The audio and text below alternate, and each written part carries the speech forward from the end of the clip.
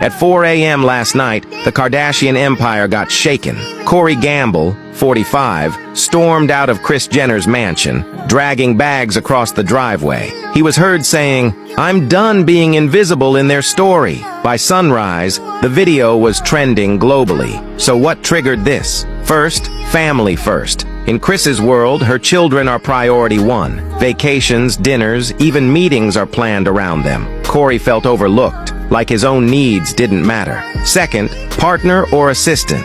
Kris controls a billion-dollar brand. Every call, every project, every event is strategic. Corey wanted connection, intimacy, normalcy. Instead, he was scheduling and assisting. Third, pressure and patience. For years, fans debated his role. Critics labeled him temporary. Even inside the family, whispers grew. Corey's patience ran out. He needed recognition, respect, and space. Wishing him clarity as he begins this new chapter. Do you see this as heartbreak or a bold step toward freedom? John Travolta fell in love again at the age of 75 and found a sweetheart. Let John Travolta surprise the fans. 5 years after Kelly Preston passed, he's opening his heart once more, this time with Kristin Davis. First, life experience speaks volumes. Kristin knows resilience. Raising her daughter alone after a very public split taught her patience, strength, and quiet determination. John noticed, and it moved him deeply, awakening feelings he thought were long gone. Second, quiet alignment.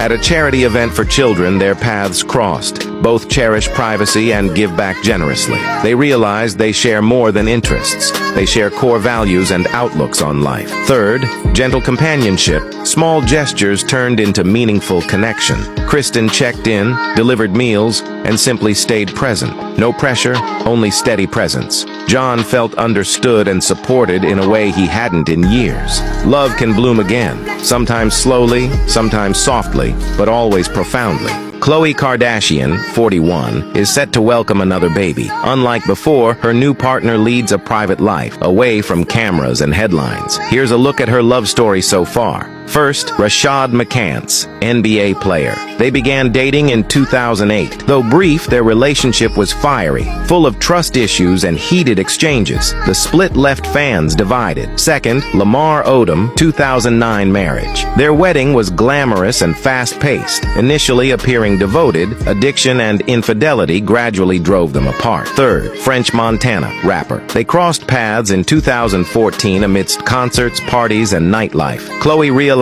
the high-octane lifestyle wasn't for her and quietly ended things. The breakup was smooth, with no public drama. Fourth, Tristan Thompson, NBA star and father of her kids. Their relationship drew constant media attention due to scandals. Repeated betrayals damaged trust, leaving Khloe wary of future relationships. Could this new private romance finally allow her to focus on love rather than celebrity life? No one expected Cardi B's 6-month baby bump to cost her $40 million.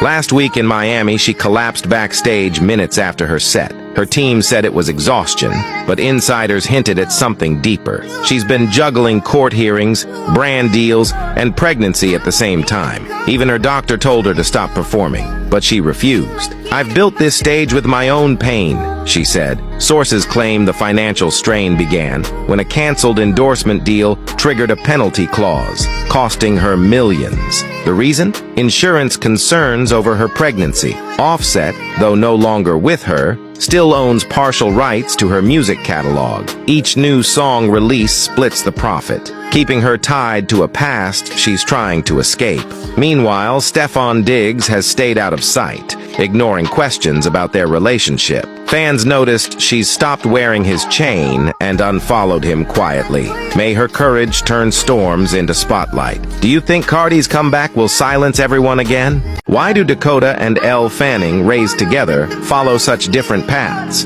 Dakota, 30, the thoughtful artist. She made her debut in I Am Sam at age 7 and quickly proved her acting chops. Instead of chasing Hollywood glitz, she chooses films that challenge her craft. Dakota enjoys quiet city life in Manhattan, leisurely mornings at local cafes, and strolls with her dog in Central Park. She said that calm and routine help her reclaim the normalcy her childhood lacked. Elle, 26, the fearless innovator. Elle thrives on energy and spectacle. From couture appearances at the Met Gala to playful Instagram moments, she's always in motion. Her leading role in The Great showcased her comic timing and bold personality. Elle bounces effortlessly between movie sets in LA and fashion events in Europe, living a life full of adventure and creativity. Same sisters, divergent worlds. Which lifestyle inspires you more? The quiet, grounded path or the bold, adventurous journey? Why did Demi Moore make a move when Bruce Willis was in a difficult situation? Late last night, Demi Moore made a quiet but powerful move. She arrived at Bruce Willis's rehab center in LA, carrying his medical files and determination. First, bringing him home safely, Demi helped Bruce into a wheelchair, packed his essentials, and drove him to his residence. Everything happened smoothly, under 40 minutes, avoiding public attention. Second, taking charge behind the scenes, she coordinated with doctors, adjusted his therapy plan, and reviewed his financial matters. Reports say she now oversees accounts totaling over $42 million.